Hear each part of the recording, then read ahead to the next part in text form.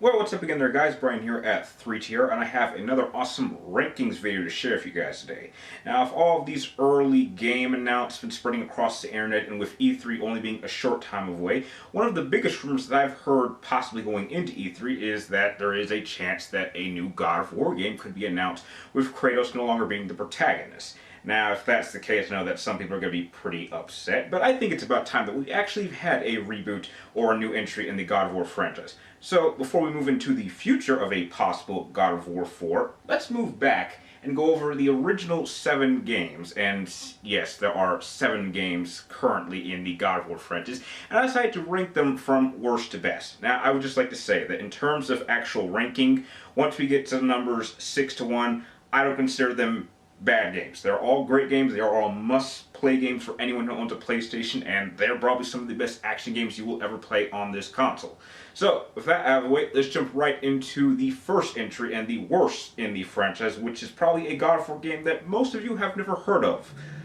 Possibly for good reasons. So, let's start with number 7. Ranked lowest on my list is going to have to go to God of War Betrayal. Now, chances are that most of you have never heard of this game, and the reason for that is because this was a mobile-only exclusive title that came out back in 2007 while I was still in high school. Now, the main plot takes place between the events of Ghost of Sparta and God of War 2 and has you playing once again as Kratos. But when a character going by the name of Argos is murdered by a mysterious assassin, Kratos is framed for Argos' murder and has to go after the real killer in order to clear his name. Now, as a God of War title, there really is not much to say on this one. As you can see, the game is clearly outdated, but it really wasn't that bad of a game when it was originally released. Surprisingly for a mobile game, this has just about all the gameplay elements that you would expect from a God of War game, even though it plays as a 2D side-scroller platformer. Your basic light and heavy attacks can be combined for combos, you can collect orbs to upgrade your character and movement set, the enemy animations actually aren't too bad, and have some solid boss fights throughout. My main issue with this game is that it really had no business being a mobile-only title. This is the kind of game that really would have been perfect for something like Game Boy Color, or if it had been given to a different studio, this could have been updated with some graphics and could have actually been released on the PSP. In conclusion, if you haven't played this game, there really is no reason to go out of your way to play this, as there's really nothing here that you haven't already experienced in other titles, and that is why it is ranked lowest on my list.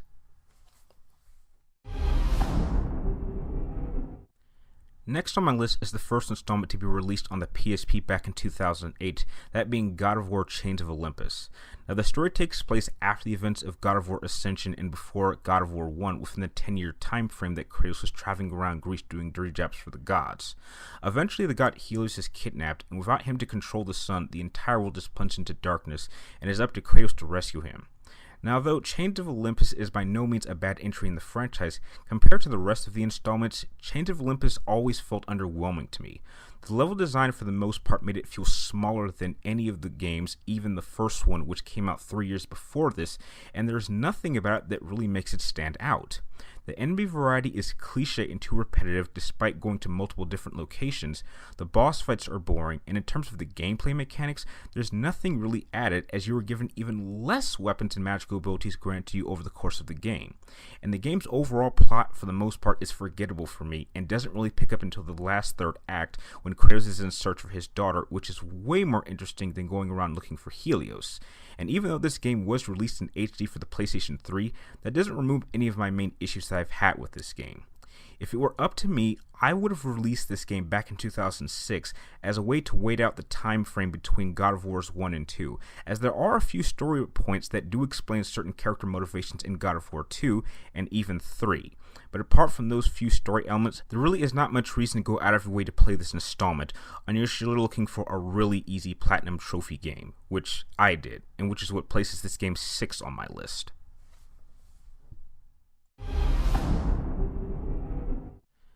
Next on my list is God of War Ascension, which surprisingly to me I found that a lot of fans actually hate, and I'm not sure why. The core gameplay is quite similar to that of the rest of the franchise, and right behind God of War 3, Ascension has a great use of creative level designs, especially with its boss fights, which for the most part are in a constant state of moving, which has only ever been done in God of War 3 and the opening Colossus battle in God of War 2. My main issue that I have with this game is that apart from the completely unnecessary and pointless addition of its multiplayer mode, and the developers need to add a number of unnecessary gameplay elements and changes that make the core gameplay frustrating at times, the complete tone of the main campaign feels very distant from the rest of the franchise. Throughout the entire game, Kratos is an all-around depressing character whose motivations at this point in the timeline is simply to escape the Furies rather than looking for revenge. And what's worse is that the main story spends too much time focusing on plot points that previous installments had already covered, and even feels the need to add in details on other characters that bring up more questions than it does answer. And this is a common problem that title entries that take place before already established entries have. Overall, Ascension does have its moments of pure awesomeness, but they are held back by a very underwhelming story and a broken gameplay mechanics that just felt unnecessary, which is what gives it its 5th spot on my list.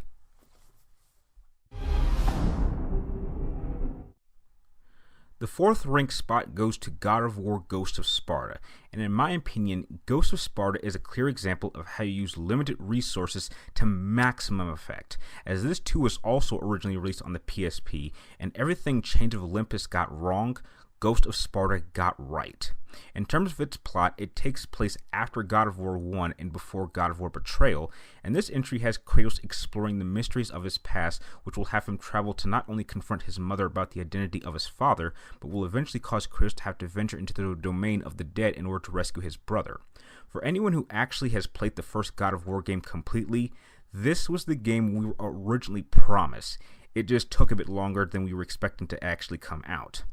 The game's storytelling does a great job of its pacing, giving us even more detail on Kratos' backstory while keeping the main plot moving forward. There seems to have been a serious upgrade as the gameplay mechanics have been stated to contain 25% more gameplay than Chains of Olympus did. The various new locations that you will travel to keep the game fresh, as you will actually be able to travel to Sparta for only the 2nd time within the franchise, and the collection of extra weapons and magical abilities give it my 2nd favorite arsenal within the entire franchise, which only enhances the core gameplay, making Ghost of Sparta one of my top 5 best games that ever came out on the PSP during its lifespan. And it was made even better once it made its transition to the PlayStation 3. This is certainly the first, but not last, of the must-play entries in the entire God of War franchise.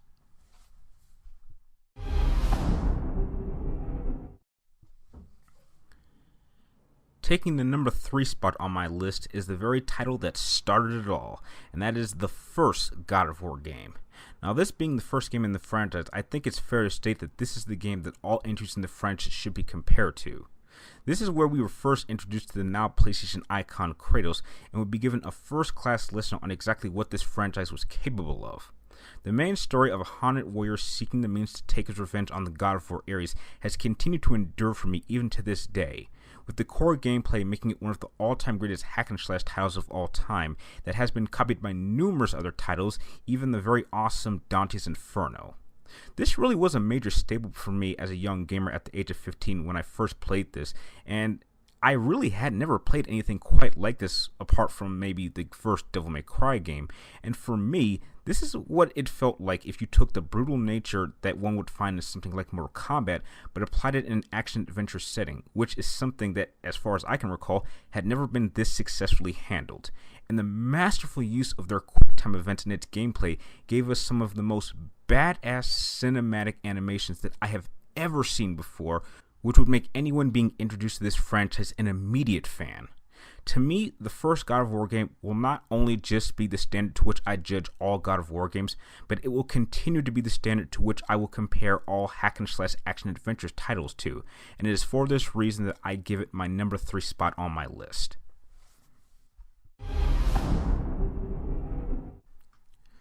Just like many sequels to original awesome titles, both in movies and video games, anything God of War 1 did well, God of War 2 improved upon it. The storytelling was handled better, being told in a much more in-the-moment format, rather than it being told in narrations as the first game did. The main gameplay was granted a series of major additions that added to not just the combat, but how one could solve the various different puzzles spread throughout. There was even the inclusion of the unique Pegasus section, which felt like it could have been its own unique game, but still felt very relevant to the main gameplay format. The level design is among the multiple different locations was expertly handled, and to this day I would say that a good portion of the unique bosses do still stand as some of the best the franchise has to offer.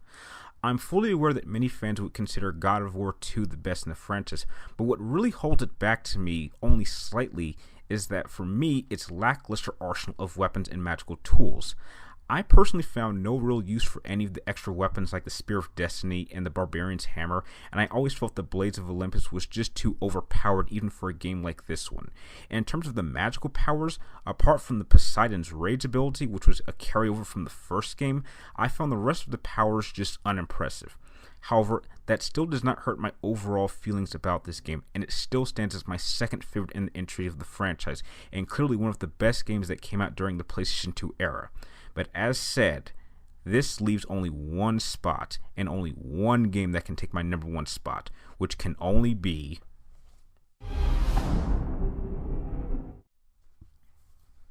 God of War 3 is without question my all-time favorite installment in this franchise, for so many reasons that it could get its own top 10 list video of why it still remains my all-time favorite God of War game of all time. But to keep it short and simple, it has the best visual style. The core gameplay format feels perfectly balanced, even amongst the upgraded mechanics,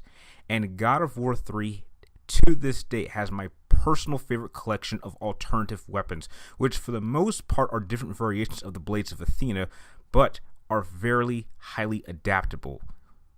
and have very practical and helpful uses in these number of very interesting puzzles this game has.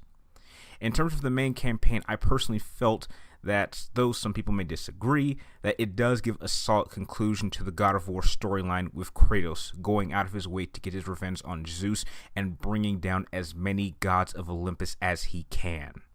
However, that could change if a new installment is announced at this year's E3, which at this point does seem certainly possible. It has my two all-time favorite boss fights throughout the entire franchise, those two being the opening Poseidon battle and the massively sized Kronos showdown. And what God of War 3 does better than any other installment is it has the best use and great sense of an epic scale. Nearly every location that you venture into gives you a great sense of just how large it is, and that Kratos is this tiny little guy in this massive world. And this is a feeling that only a couple of the installments in the franchise have only attempted to do, rarely, but not to this scale. And on a final note, the overall pacing of the game just feels perfect to me. It never feels too long or too short, and the developers did a perfect job at creating a truly cinematic and epic experience that you will very rarely see in just about any other game. It pushes the boundaries of the PlayStation 3 to its limit, which to me puts it on par, if not rival, another awesome PlayStation exclusive title, that being Uncharted 2's Among Thieves. If one were to ask me to pick a game between Uncharted 2 and God of War 3 in terms of which game I had the most fun playing, I honestly could never give you an answer to that question. And that is why God of War 3 is and will most likely always remain my all-time favorite God of War game. And that is my ranking of the God of War franchise from worst to best. Now, I would like to know what your overall thoughts on the entire span of the God of War franchise, and how would you rank the 6 main installments of the franchise, seeing as how I'm pretty sure most of you have never either heard or even played number 7 and worst God of War game of all time. Share your thoughts with me in the comments down below, and if you like this video, feel free to like, comment down below, and please subscribe to check my future videos. And like always, thank you guys for watching, you're awesome, and I'll see you next time.